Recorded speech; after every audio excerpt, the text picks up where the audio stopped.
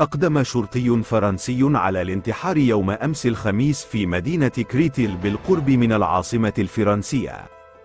الشرطي يبلغ من العمر 37 عاما وهو أب لطفلين.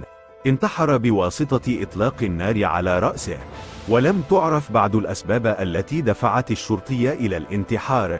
أما في مارسيليا، فقد قتل شاب بعمر 28 عاما في متجره الذي يبيع مواد غذائية.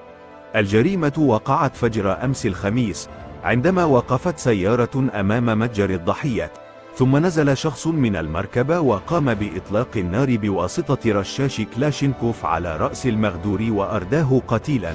الشرطة الفرنسية عثرت على السيارة التي نزل منها القاتل محترقة بالكامل على بعد حوالي 1.5 كيلو من مسرح الجريمة.